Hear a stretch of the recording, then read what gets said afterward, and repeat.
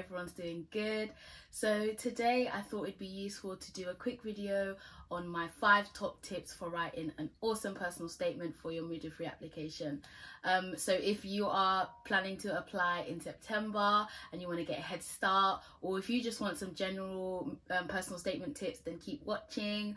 So let's get into it. Tip number 1 would be to tell your story. And what I mean by that is that I really want you guys to make sure that you are selling yourselves in this personal statement. The person who comes across your personal statement most likely already knows about the subject you're talking about, in this case midwifery. They are probably a lecturer, probably a midwife, and that knows about this subject already. So as much detail as you want to put in about midwifery and about what you know about it, you also need to talk about yourself and why you chose this degree and why you're applying for this and what led you to this moment. It's good to write little anecdotes, maybe just a short one, not too overboard, but make sure you allow the person reading your personal statement to get to know you so that they can see your true intentions behind why you're applying. Make sure that at the end of the personal statement, when the person has gotten to the bottom line, that they know who you are, why you want to do this, and what motivates you to do this course. Tip number 2 is to do your research.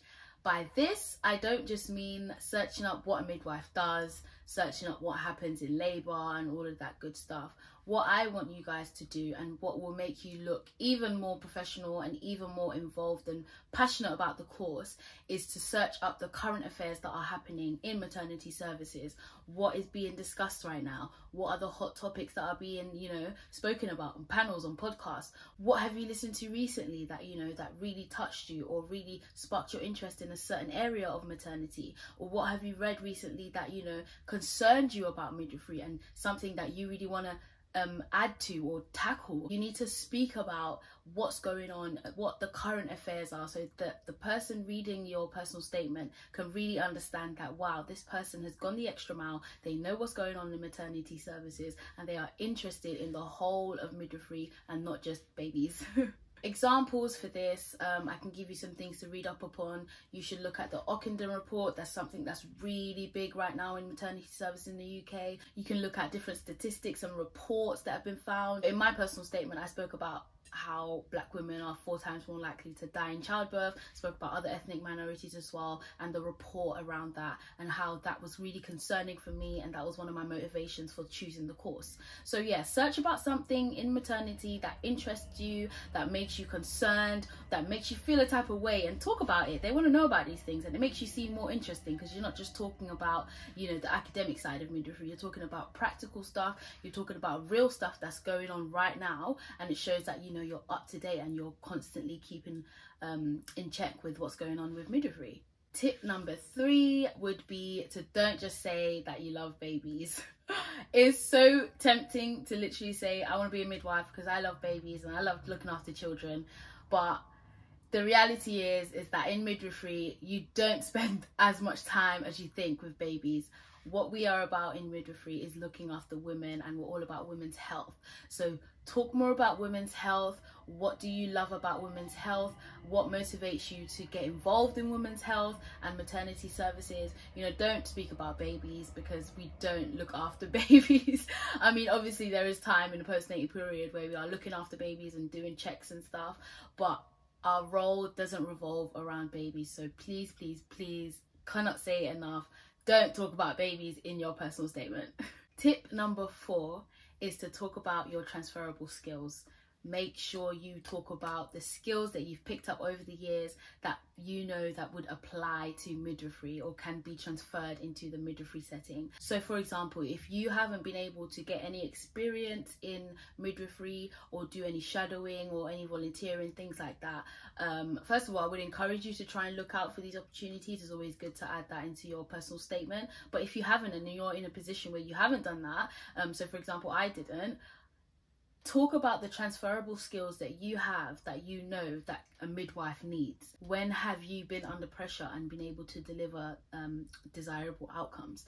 What skills do you have academically that that will apply to midwifery? What environments have you been in that are similar, or who have produced similar skills like leadership, time management? There's loads of skills. Search up the skills that a midwife needs and match them with the skills that you have and match them with examples that you have.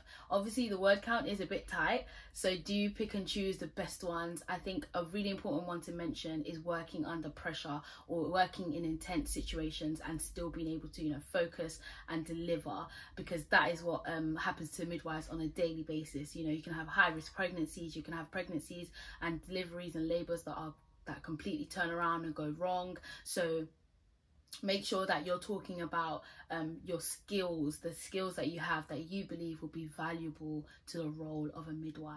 Tip number 5 is to make sure that your first line is attention grabbing.